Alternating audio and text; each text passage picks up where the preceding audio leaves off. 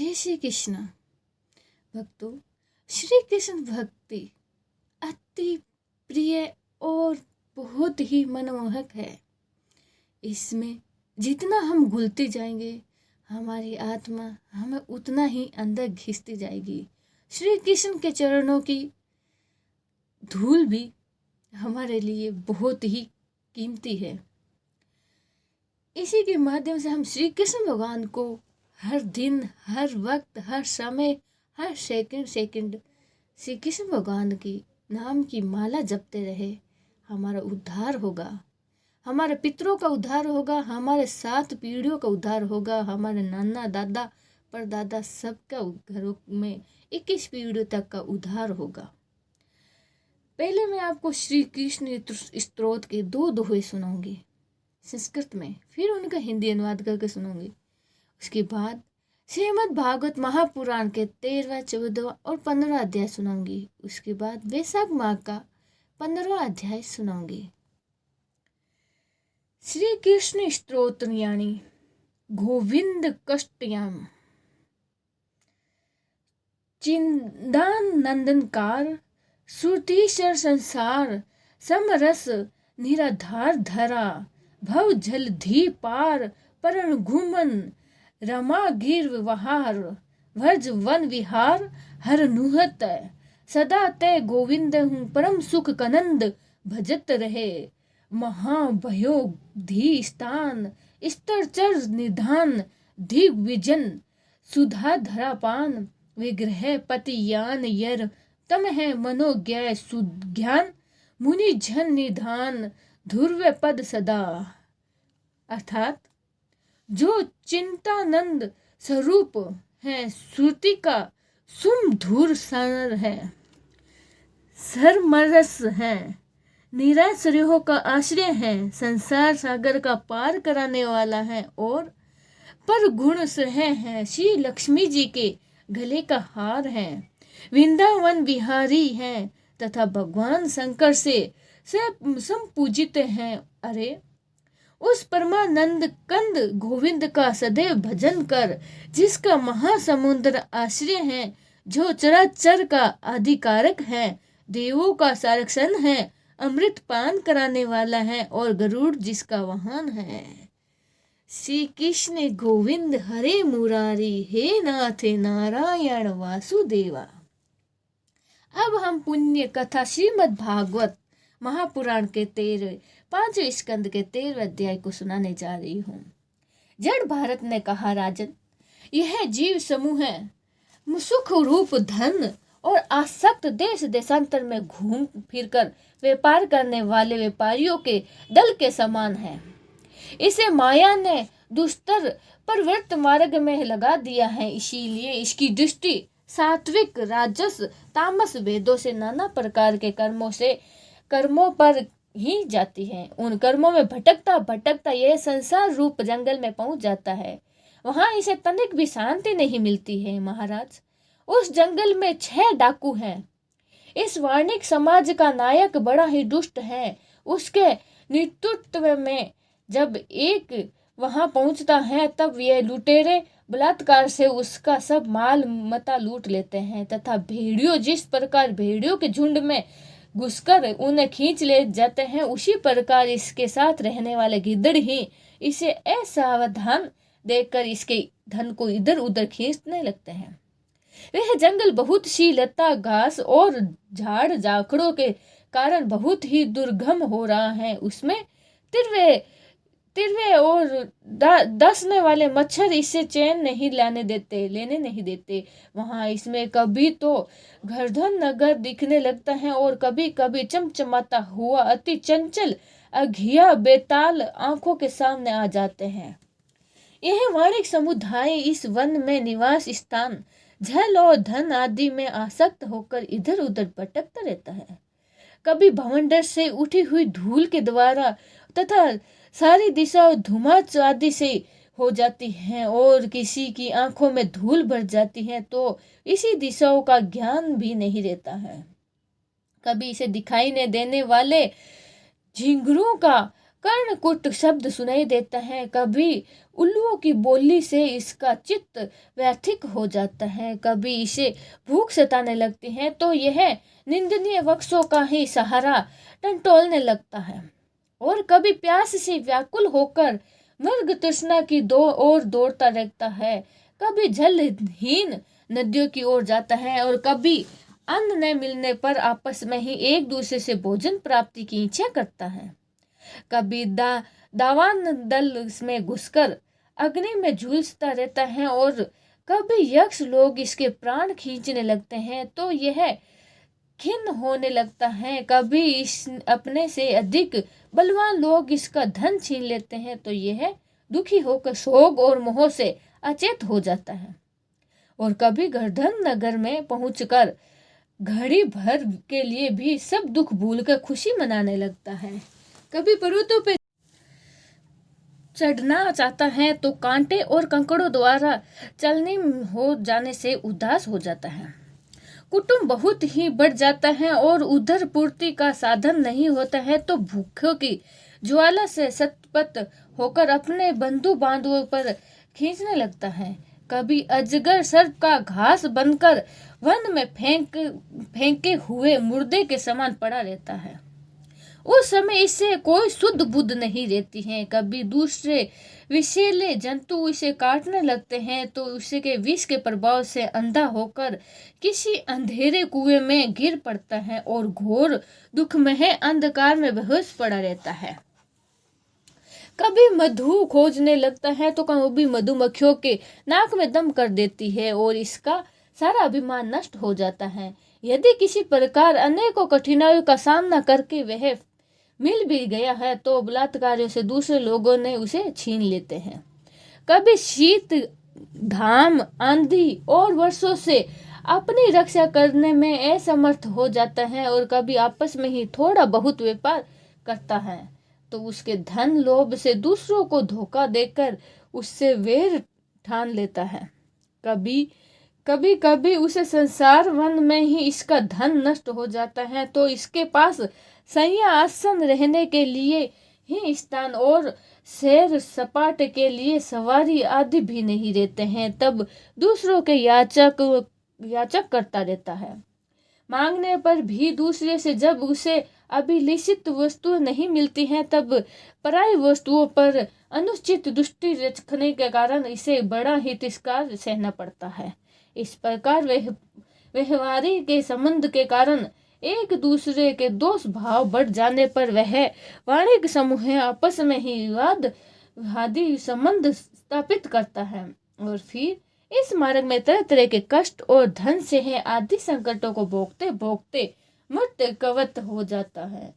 साथियों में जो मरते जाते हैं उन्हें जहाँ कहाँ तहाँ छोड़कर नवीन उत्पन्न हुआ को साथ लिए वह वनिजारों के समूह बराबर आगे ही बढ़ता रहता है। वीरवर उनमें से कोई भी प्राणी न तो आज तक वापस लौटा है और न ही किसी ने इस संकटपूर्ण मार्ग पर पार करके परमानंदन योग की ही शरण ली है। जिन्होंने बड़े बड़े दिग्बालों को जीत लिया है वे धीरे धीरे वीर पुरुष की भी पृथ्वी में यह मेरी है ऐसा अभिमान करके आपस में वे ठान लेते हैं और संग्रह भूमि में जूझ जाते हैं, तो भी उन्हें भगवान विष्णु का वह अविनाशी पद नहीं मिलता है जो वेरहीन पर महेश्वर को प्राप्त होता है। इस भाव तविक में भटकने वाले यह वनिजारों का दल कभी किसी लता की डालियों का आश्रय लेता है और उस पर रहने वाले मधुर भाषी पक्षियों के मुंह में फंस जाता है। कभी सिंहों के समूह से बह बनकर बगुला कंक और गिद्धों के प्रति करता रहता है। जब उसमें धोखा उठता है तब हंसों की पंक्ति में प्रवेश करना चाहता है, किंतु उसे उनका आचार नहीं सुहाता। इसीलिए वानरों में मिलकर उसके जाति स्वभाव के अनुसार ही दाम्पत्य सुख में रत रहकर ही विश्व भोगों से ही इंद्रिय तुप करता रहता है और एक दूसरे का मुख देखते देखते अपनी आयु की अवधि को भूल जाता है। वहां वृक्षों में कीड़ा करता हुआ पुत्र और स्त्री के स्नेहपान से बंध जाता है। इसमें मैथुन की वासना इतनी बढ़ जाती है कि तरह तरह के दुर्व्यवहार से ही दीन होने पर भी वह विवन्न होकर अपने बंधुओं को तोड़ने का सहारा नहीं करता है। कभी ऐसा धनी इस पर्वतों की गुफा में गिरने लगता है और तो उसमें रहने वाले हाथी से डरकर किसी ताला लता के सहारे लटकता रहता है। शत्रु दमन यदि किसी प्रकार इसे उस आपत्ति से छुटकारा मिल जाता है तो ये फिर से अपने गोल में मिल जाता है। जो मनुष्य माया की प्रेरणा से एक बार इस मार्ग में पहुंच जाता है उसे भटकते भटकते अंत तक अपने परम पुरुषार्थ का पता नहीं लगता है। राहुगण, तुम भी इसी मार्ग में भटक रहे हो, इसीलिए अब प्रजाओं को दंड देने का कार्य छोड़कर समस्त प्राणियों के सुहृदय को हो जाओ और विषयों में अनासक्त होकर भगवत सेवा से तीक्ष्ण किया हुआ ज्ञान रूप खड़ग को लेकर इस मार्ग को पार कर लो। राजा रहुगण ने कहा, अहो, समस्त योनियों में यह मनुष्य जन्म ही श्रेष्ठ है। अन्याय लोगों में प्राप्त होने वाले देहादही उत्कृष्ट जन्मों में भी क्या लाभ है, जहाँ भगवान ऋषिकेश के पवित्र यश से शुद्ध अंतःकरण करने वाले आप जैसे महात्माओं का अधिकारी सागमन नहीं मिल सकता है। आपके चरण कमलों की रज का सेवन करने से उसके सारे पाप ताप नष्ट हो जाते हैं। उन महाभावों को भगवान की विशुद्ध भक्ति प्राप्त होने का कोई विचित्र बात नहीं है। मेरा तो आपके 2 घड़ी के सत्संग से ही सारा कुटकर्मतक अज्ञान नष्ट हो गया है। ब्रह्मा ज्ञानियों में जो वायुवर्ध हो उन्हें नमस्कार है, जो शिशु हो उन्हें नमस्कार है, जो युवा हो उन्हें नमस्कार है और जो कीड़ाधर बालक हो उन्हें भी नमस्कार है। जो ब्रह्म ज्ञानी ब्रह्मा अवधूत वेश है से पृथ्वी पर विचरित हैं, उनमें हम जैसे ऐश्वर्योत्तम महत राजा का कल्याण हो।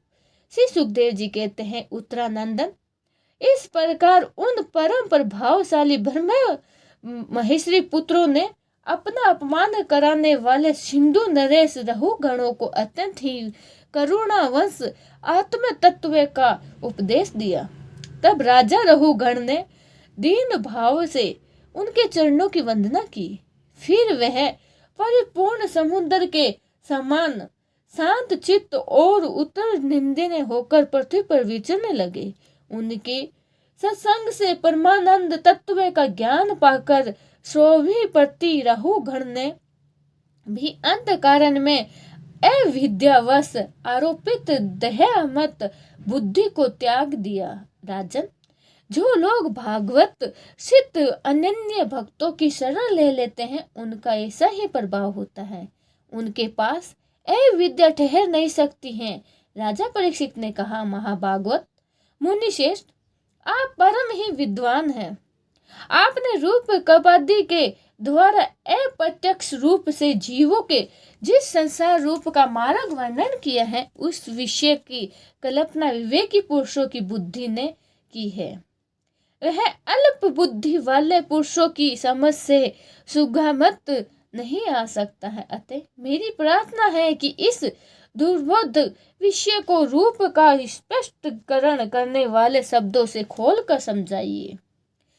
शिव नारायण नारायण हरि हरि, जय जय नारायण नारायण हरि हरि। 14वां अध्याय भवाटवी का स्पष्टीकरण।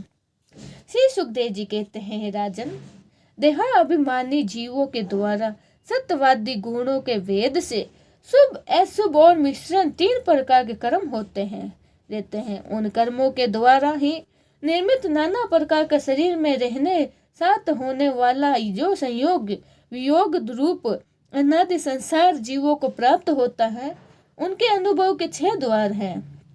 मन और 5 ज्ञान इंद्रिया, उनमें विवश होकर ये जीव समूह मार्ग भूलकर भयंकर वन में भटकते हुए धन के लोभी बनिजारों के समान परम समर्थ भगवान विष्णु की आश्रित रहने वाली माया की प्रेरणा से बिहड़ वन के समान दुर्गंध मार्ग में पड़कर संसार वन में जा पहुंचता है। ये वन शमशान के समान अत्यंत ही अशुभ है। इसमें भटकते हुए उसे अपने शरीर में किए हुए कर्म का फल भोगना पड़ता है। यहाँ अनेकों विघ्नों के कारण उसे अपने व्यापार में सफलता भी नहीं मिलती है। जो भी यह उसके श्रम को शांत करने वाला है, श्री हरि एवं गुरुदेव के चरणाविंद मरकंद मधु के रसिक भक्त भरवों के मार्ग का अनुसरण नहीं करता है, इस संसार वन में मन सहित 6 इंद्रियों ही अपने कर्मों की दृष्टि से डाकुओं के समान करता है। इस संसार वन में मन सहित 6 इंद्रिय ही अपने कर्मों की दृष्टि डाकुओं के समान करता है। पुरुष बहुत सा कष्ट उठाकर जो धन कमाता है, उसका उपयोग धर्म में होना चाहिए। वही धर्म यदि साक्षात भगवान परम पुरुष की आराधना के रूप में होता है, तो उसे परलोक के निश्चय का हेतु बताया गया है। किंतु जिस मनुष्य का बुद्धि रूप सारथी विवेकहीन होता है और मन वश में नहीं रहता है, उसके उस धर्म उपयोगी धन को मन सहित 6 इंद्रिय देखकर स्पर्श करना, सुनना, स्वाद लेना, सूंघना, संकल्प विकल्प करना और निश्चय करना, इन वृत्तियों के कारण ग्रह स्त्रोचित विषय भोगों में फंसकर उसी प्रकार लूट लेता है जिस प्रकार बेईमानी मुख्य का अनुगमन करने वाला एवं असाधवन भनियाजारों के दल का धन चोर डाकू लूट ले जाते हैं। यही नहीं, उस संसार वन में रहने वाले उसे कुटुंबियों भी, जो नाम से तो स्त्री पुत्र आदि कहे जाते हैं, किंतु धर्म जिसके साक्षात भेड़ियों और गिद्धों के समान होते हैं, उस अर्थलोपु कुटुंबियों के धन को उनकी इच्छा न रहने पर भी उनके देखते देखते इस प्रकार छीन ले जाते हैं, जैसे भेड़िए गड़लियों से सुरक्षित भेड़ों को उठा ले जाते हैं। जिस प्रकार यदि किसी खेत के बीजों को अग्नि द्वारा जला न दिया गया हो, तो भी प्रति वर्ष जोतने पर भी, खेतों की समय आने पर भी वह फिर झाड़ जाखड़ लता और तृण आदि से गहन हो जाता है। उसी प्रकार यह गृह आश्रम भी कर्म भूमि है।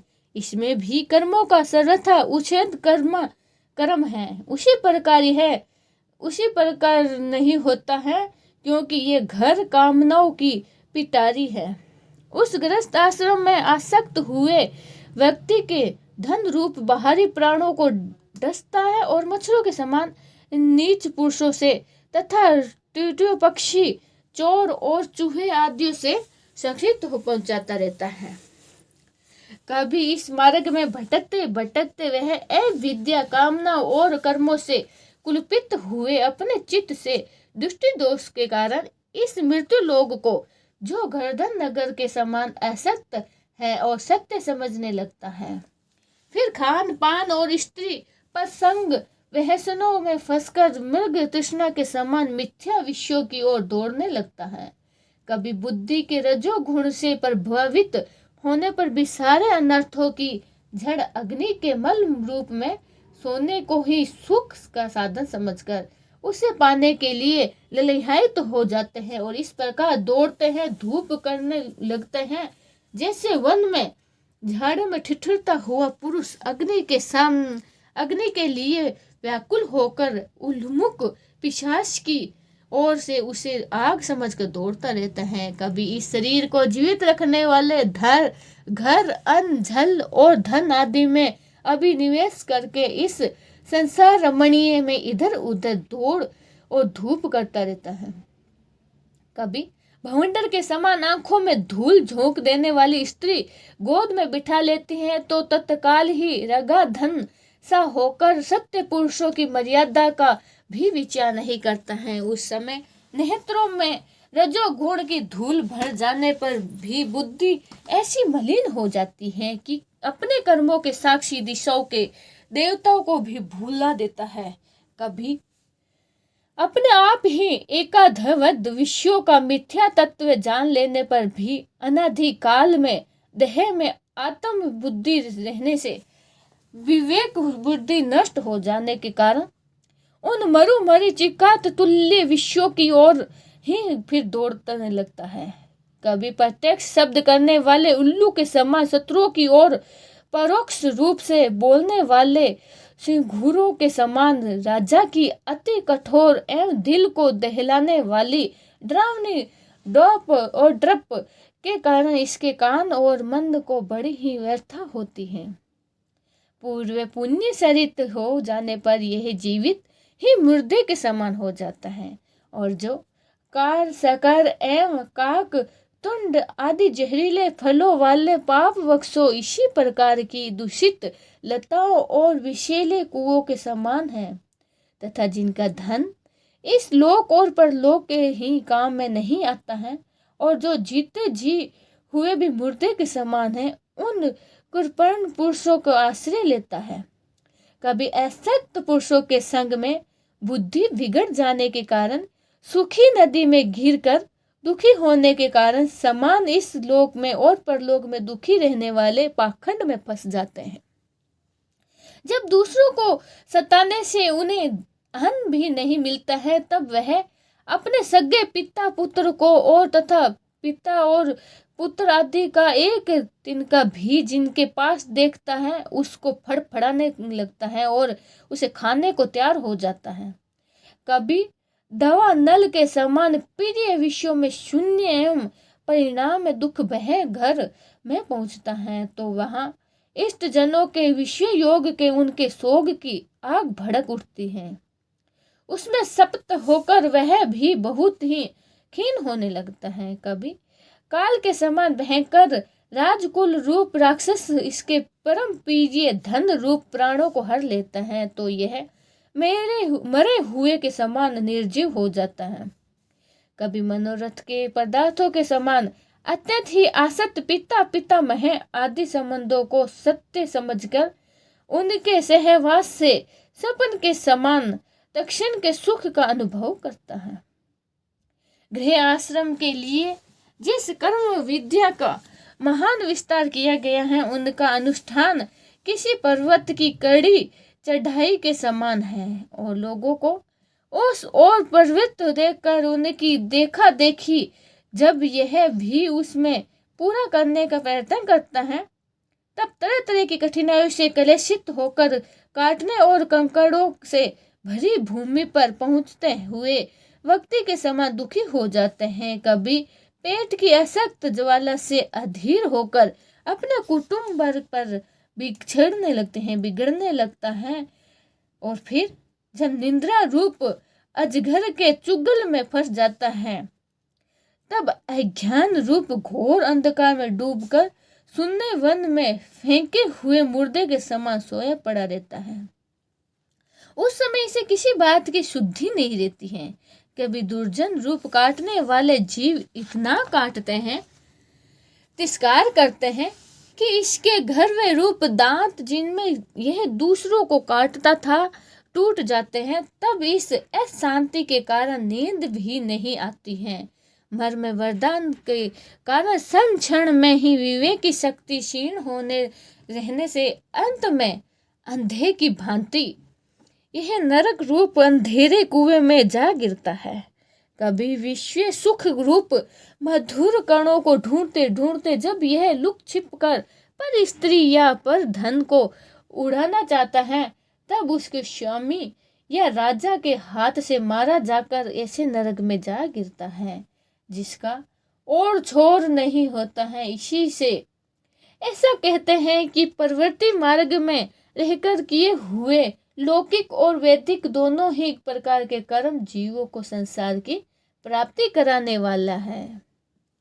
यदि किसी प्रकार राजा आदि बंधन से छूट भी गया हो, तो अनायान से अपहरण किए हुए उन स्त्री और धन को देवदत्त नाम का कोई दूसरा व्यक्ति छीन लेता है, और उसमें विष्णु मित्र नाम का कोई तीसरा व्यक्ति झटक लेता है। इस प्रकार वे भोग एक पुरुष से दूसरे पुरुष के पास जाते रहते हैं, एक स्थान पर नहीं ठहरता है।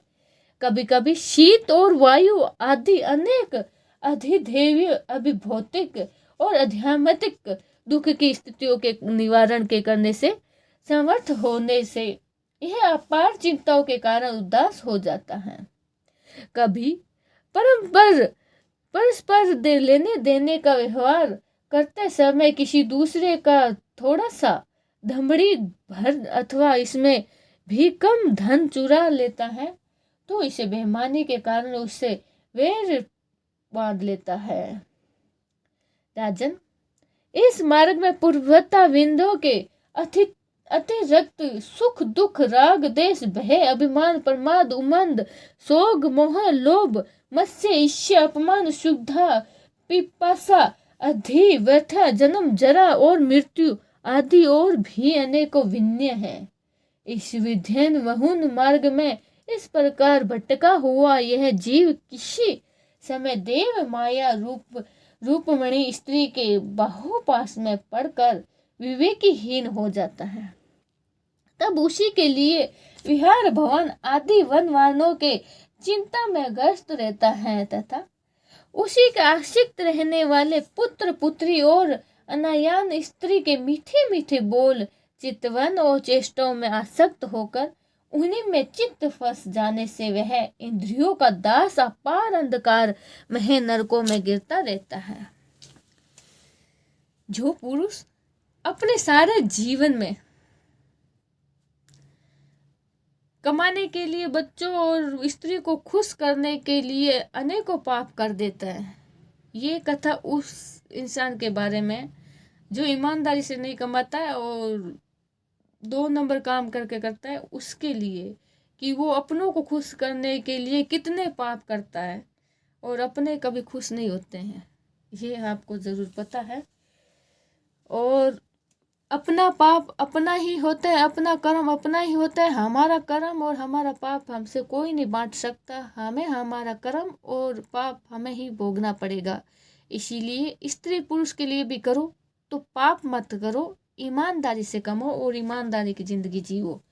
काल चक्र साक्षात भगवान विष्णु का आयुध है। भगवान विष्णु के हमेशा नाम उच्चारण करते रहना चाहिए। भगवान विष्णु साक्षात परमात्मा है जो हमारे भीतर ही विराजमान है और हमारी आत्मा और परमात्मा जिस दिन एक हो जाएंगे ना तो प्रेमानंद जी महाराज जैसे कई साधु संत बन जाएंगे और हम अपने ग्रस्त जीवन को जीते हुए भी भगवान का नाम लेके और अपने जीवन का व्यतीत कर सकते हैं।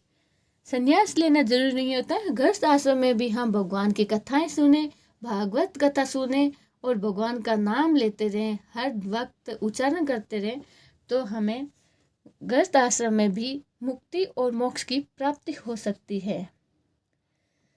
वह परमाणु से लेकर दिव्यवर्ध पर्यंत क्षण घंटी आदि अवधि युक्त है। वह निवृत्त साधारण रहकर भी घूमता रहता है। जल्दी जल्दी बनवाने वाली बाल्य यौवन आदि अवस्थाओं ही उसका वेग है। उसके द्वारा वह ब्रह्मा से लेकर सिद्ध तृण पर्यंत सभी भूतों का निरंतर संहार करता रहता है और कोई भी उसकी गति में बाधा नहीं डाल सकता। उसमें भय मानकर भी जिनका यह काल चक्कर निज आयु है उन साक्षात भगवान यज्ञ पुरुष की आराधना छोड़कर यह मंदमती मनुष्य पाखंडियों के चक्कर में पड़कर अनेक कंक गिद्ध बगुला और बटेर के समान आज ये शास्त्र बहिष्कृत देवताओं का आश्रय लेता है। जिनका केवल वेद ब्रह्मा अप्रमाणित आग मोहन का उल्लेख किया जाता है, ये पाखंडी तो स्वयं ही धोखे में है। जब यह भी उनकी ठगाई में आकर दुखी होता है तब ब्राह्मणों की शरण लेता है, किंतु उपनयन संस्कार के अनातन स्त्रोत समर्थ कर्मों के भगवान यज्ञ पुरुष की आराधना करता है आदि का उनका श्रोक्त आचार है, वह इसे अच्छा नहीं लगता है। इसीलिए वेदोक्त आचार्य के अनुकूल अपने में शुद्धि न होने के कारण यह कर्म शून्य शुद्ध कुल में ही प्रवेश करता है, जिसका स्वभाव वानरों के समान केवल कुटुंब पोषण और स्त्री सेवन करना ही है। वहाँ बिना रोक टोक समय संध विहार करने से ही इसकी बुद्धि अत्यंत ही दिंद हो जाती है और एक दूसरे का सुख और मुख देखना नहीं चाहते हैं और भोगने में फंसकर अपने ही मृत्यु काल का स्मरण नहीं होता है। वृक्षों के समान जिनका लौकिक सुख भी फल है, उन घरों में सुख मानकर वानरों की भांति स्त्री पुरुषों में आसक्त होकर यह अपना सारा समय मैथुल्य विंदी विषय भोगों में बिताता रहता है। इस प्रकार प्रवृत्ति मार्ग में पड़कर सुख दुख भोगता हुआ यह जीव रोग रूपी घिरी गुफा में फंसकर उसमें रहने वाले मृत्यु रूप हाथी से डरता रहता है। कभी कभी शीत वायु और अनेक प्रकार के आदि दैविक अधिक भौतिक एवं आध्यात्मिक दुखों की निवृत्ति करने में जब सफल हो जाता है, तब उस समय अपार विषयों की चिंता से यह खिन्न हो जाता है। कभी आपस में क्रय विक्रय आदि व्यापार करने पर भी बहुत कंजूसी करने से इसे थोड़ा सा धन हाथ लग जाता है। कभी धन नष्ट हो जाने से जब इसके पास सोने बैठने और खाने आदि का भी कोई भी सामग्री नहीं रहती है, तब अपने अभीष्ट भोग न मिलने से यह अब उन्हें चोरी आदि बुरे उपायों के पाने का निश्चय करता है। इससे इस जहां तहां दूसरों के हाथ से बहुत अपमान होना पड़ता है। इस प्रकार धन की आसक्ति से परस्पर भेदभाव बढ़ जाता है और यह अपनी पूर्व वासनाओं के विभिन्न होकर आपस में ही वह संबंध करता रहता है और छोड़ता रहता है। इस संसार मार्ग में चलने वाला यह जीव अनेक प्रकार के कलेश और विघ्न बांधनाओं से बंधित होने पर भी मार्ग में जिस प्रकार जहाँ आपत्ति आती है तथा जो कोई मरता है और मर जाता है उसे कहाँ तहाँ छोड़ देता है, तब नए जन्म के हुए को साथ लगता है। कभी किसी के लिए शोक करता है और किसी से झगड़ने लगता है और कोई आपत्ति आती है तो रोने चिल्लाने लगता है और कभी उन्हीं के लिए बंध जाता है, नहीं हिचकता है। साधु जन इसके पास कभी नहीं आते रहते हैं जहां से उसकी यात्रा आरंभ हुई थी और जिस मार्ग में अंतिम अवधि कहते हैं, उस परमात्मा के पास यह अभी तक नहीं लौटता है। परमात्मा तक तो योग शास्त्र की भांति भी गति नहीं है। जिन्होंने सब प्रकार के दंड शासन का त्याग कर दिया है, वह निवृत्त परायण सहतामयता मुनि जन ही उसे प्राप्त कर सकते हैं। जो दिग्गजनों को जीतने वाले और बड़े बड़े यज्ञ अनुष्ठान करने वाले राजपति हैं, उनकी भी वहां तक गति नहीं जाती है। यह सागर में भूमि में शत्रुओं का सम्मान करने वाले केवल प्राण परित्याग ही करते हैं तथा जिसमें यह मेरी है ऐसा अभिमान करके वेर ठाना था, उन पृथ्वी में भी अपना शरीर छोड़कर स्वयं ही परलोक को चले गए। इस संसार में वह भी पार हो जाते हैं जो लड़ते हैं ना कि ये घर मेरा है, ये घर मेरे भाई का है, भाई ने मेरी इतनी जमीन ले ली, बहन ने मेरे से हिस्सा मांग लिया वगैरह वगैरह। आज तक कोई भी जमीन जायदाद अपने साथ लेकर नहीं गया है। ये जमीन ही सबको खाती है, जमीन को कोई नहीं खा पाया आज तक। कोई भी भाई बहन माता पिता कोई भी जमीन का टुकड़ा भी अपने साथ नहीं ले पाया।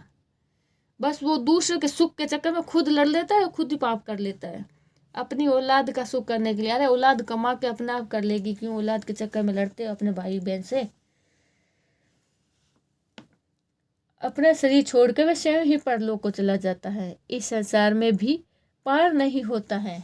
अपने पुण्य कर्म रूप लता का आश्रय लेकर यदि किसी प्रकार यह जीव इन आपत्तियों का अथवा नरक में से छुटकारा पार ले भी जाता है, तो भी इसी प्रकार संसार मार्ग में भटकता हुआ जन्म समुदाय में मिल जाता है। यही दशा स्वर्ग उर्वशियों लोगों के जाने वालों की है। राजन, राजवर्षि भरत के विषयों में पंडित जन ऐसा कहते हैं, जैसे गरुड़ जी की होड़ कोई मक्खी नहीं कर सकती, उसी प्रकार राजर्षि महात्मा भरत के मार्ग का कोई अन्य राजा मन के ही अनुसरण नहीं कर सकता है। उन्होंने पुण्य कीर्ति श्री हरि के अनुरक्त होकर मनोहर स्त्री पुत्र मित्र और राज आदि की युवा अवस्था में भी विष्ठान के समान त्याग दिया था। दूसरों के लिए तो उन्होंने त्यागना बहुत ही कठिन होता है। उन्होंने अति दुर्जट पृथ्वी पुत्र सज्जन संपत्ति और स्त्री का तथा जिसके लिए बड़े बड़े देवता भी ललायित रहते हैं, किंतु जो स्वयं उनकी दया दृष्टि के लिए उन पर दृष्टिपात नहीं करता है, उस लक्ष्मी की भी लेस मात्रा इच्छा नहीं की है, यह सब उनके लिए उचित ही है। क्योंकि जिन महाभनो चित्त भगवान मधुसूदन की सेवा में अनुयुक्त हो गया हो, उनकी दृष्टि में मोक्ष पद भी अत्यंत ही तुच्छ है। उन्होंने मर्ग शरीर छोड़ने की इच्छा होने पर भी उच्च स्वर से कहा था कि धर्म की रक्षा करने वाले धर्मानुष्ठान में निपुण योग गम्य सांख्य के प्रतिपाद प्रकृति के अधीर स्वर यज्ञ मूर्ति सर्वात्म आत्मे श्री हरि को नमस्कार है। हे राजन, महर्षि भरत के पवित्र गुण और कर्मों की भक्त जन भी प्रशंसा करते रहते हैं और उनकी यह चरित्र बड़ा ही कल्याणकारी है। आयु और धन की वृद्धि करने वाले, लोग से बढ़ाने वाले और अंत में स्वर्ग के तथा मोक्ष की प्राप्ति कराने वाले जो पुरुष इसे सुनता है तथा सुनाता है, इसका अभिनंदन करता है, उसकी सारी कामनाएं स्वयं ही पूर्ण हो जाती है। दूसरों से कुछ भी नहीं मांगना पड़ता है। हरि शरणम हरि।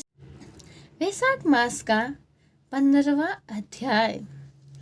श्री सुदेव जी बोले, हे राजन मधुसूदन, भगवान के प्यारे पापनाशक वैशाख महात्म्य का फल और भी सुनो। प्राचीन काल में पांचाल देश में पुण्यशील और बुद्धिमान भूर्वर्षीय का पुत्र पूर्वयश था। पिता के मरने पर वह राजा हुआ। यह बहुत ही सूरवीर, उदार, धनुर्विद्या में बड़ा ही प्रतापी था तथा धर्म पूर्वक पृथ्वी पर शासन करता था, परंतु पूर्व जन्म में इसके जल दान नहीं किया था। इस पाप के मारे कुछ काल तक उसकी सब संपत्ति नष्ट हो गई थी। उसे बलहीन जान उसके वेरी अनेक राजा आए और उसे युद्ध में जीत लिया था। राजा परास्त होकर शिशिनी रानी और धातारी धी घन साथ ले जहाँ का मार्ग कोई नहीं जानता था, ऐसी पहाड़ी की कंधला में घुस आ गया। वहां 53 वर्ष तक व्यतीत किए हुए एक दिन अपने सद्गुरु को सोचता हुआ अपने गुरु का स्मरण करने लगा। तब याज और उपयाज नाम के मुनीश्वर सर्वज्ञात राजा के पास आ पहुंचे। राजा उन्हें देखकर साहस उठ खड़ा हुआ और भक्ति पूर्वक सिर झुकाए उनके चरणों में जा पड़ा। दोनों मुनियों ने राजा को उठाकर और आंखों का आंसू पोंछकर तब वन में पुरुषार्थी से राजा ने मुनियों से प्रश्न किया, है मुनीश्वरों, मेरे दुख का कारण विस्तार पूर्वक मुझसे कहिए। मेरे सद्कर्म करते हुए भी मेरी सारी संपत्ति नष्ट हो गई है और मुझे महान कष्ट क्यों भोगना पड़ रहा है। राजा के अत्यंत ही दुख भरे वचन सुनकर थोड़ी देर बाद ध्यान कर वह दोनों मुनिजन, याचक और उपयाजन बोले, हे राजन सुन, तू पहले 10 जन्मों तक अत्यंत ही घोर पापी भाग रहा था और संपूर्ण जीव मात्र की हिंसा से तत्पर रहता था। तूने कभी भी विष्णु भगवान का नाम जप नहीं किया है, न ही ध्यान किया है और न ही उनको नमस्कार किया है। राजन, ऐसे करते करते तेरे 9 जन्म बीत गए हैं, फिर भी 10वें जन्म में तू सहधि पर व्याग का जन्म धारण कर मार्ग के पार्थिक को कष्ट देकर तथा घोड़ देश की प्रजा को मांस भक्षण करके समय बिताया करता था। मृग और पक्षियों के छोटे छोटे बच्चों का वध करने के कारण तेरे इस जन्म में संतान नहीं हुई है। तूने विश्वासघात किए, इसी से तुझे सहोदर भाई नहीं मिला है। मार्ग में यात्रियों को घोर कष्ट देने से तेरे मित्र नहीं हुए हैं। साधुओं का तिरस्कार करने से तुझे शत्रुओं का पराजित करना पड़ा है। कभी दान नहीं किया, इस दोष से तेरे घर में दरिद्रता आई है। सदा उर्घेव कराने से तुझे देश निकाला हुआ है। सबकी अहित करने से तुझे अत्यंत ही दुख भोगना पड़ रहा है। सदा क्रूर कर्म करने से भोजन नहीं मिल रहा है। इन सभी कर्मों के द्वारा इन जन्म में तेरा राज्य छिन गया है। अब हम तेरे सतकुल में जन्म लेने का कारण बताते हैं। जब 10वें जन्म में तू घोर देश में था, तब पृथ्वी को का बड़ा ही कष्ट दिया था। तब एक दिन कट कमे वन में 2 वेश्य और कर्मस नामक मुनि वहां आए, जिनमें से एक वेश्य को तुमने मार डाला और उसका सब धन छीन लिया, और दूसरा अपनी जान बचाकर अपने धन को कहीं लता पात्रों में फेंक गया। और आकर्षक मुनि भी अपनी मृत्यु के डर से धूप में भागे और तृष्णा और धूप से व्याकुल मूर्छित हो गिर पड़े। तब तुमने वेश्य धन कहाँ पटक गया है, यह जानने के लिए आकर्षक मुनि के कानों में फूंक मारी तथा कुर्मी और कीचड़ मिले हुए गड्ढे में झल से उनके नेत्र धोए और पंखों से हवा करने लगे। तब मुनि ने स्वस्थ चित्त हो जाने पर और तेरे पूछने पर वेश्य का धन पेड़ों पर फेंक कर भाग जाने की बात कही।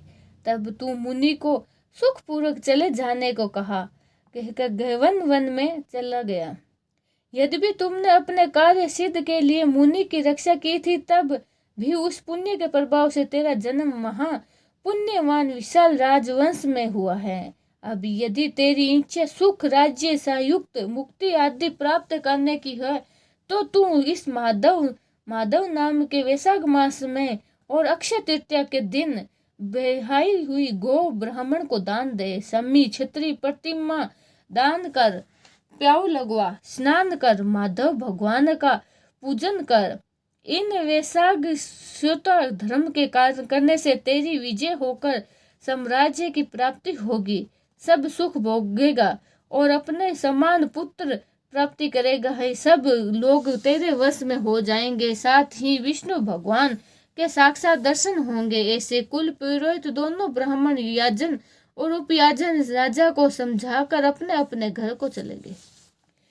तब राजा ने अपने पुरोहितों की आज्ञा के अनुसार अपनी बची हुई सेना को संग लेकर अपने संपूर्ण कुटुंब सहित पांचाल नगरी में प्रवेश किया और वैशाख के सब धर्मों को करने लगा।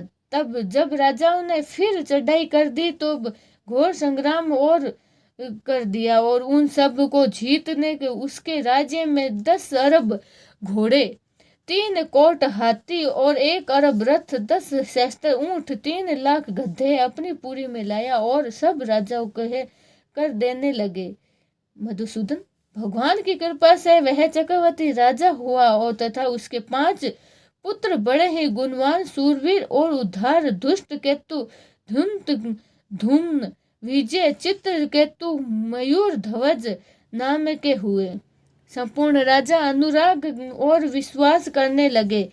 फिर पंचाल देश में राजा का निष्काम चित्त होकर मधुसूदन भगवान की पूजा के लिए सभी धर्म करने लगे, जिससे प्रसन्न होकर मधुसूदन भगवान ने अक्षय तृतीया के दिन चारों भुजाओं में शंख, चक्र, पद्म लिए पीताम्बर धारण किए हुए वनमाला पहने हुए लक्ष्मी जी तथा अनुचरों सहित गरुड़ जी पर चढ़कर साक्षात दर्शन दिए। उनसे असहनीय तेज को देखकर राजा के नेत्र बंद कर लिए और फिर उसके दर्शन कर हर्ष के मारे सब देह गो रोमांस हो खड़ा हो गया। वो नेत्रों से आंसू गिरने लगे और अत्यंत ही भक्ति पूर्वक हाथ जोड़कर सिर झुकाते हुए स्तुति करने लगे। श्री कृष्ण गोविंद हरे मुरारी, हे नाथ नारायण वासुदेवा। श्री कृष्ण गोविंद हरे मुरारी, हे नाथ नारायण वासुदेवा। राधे राधे।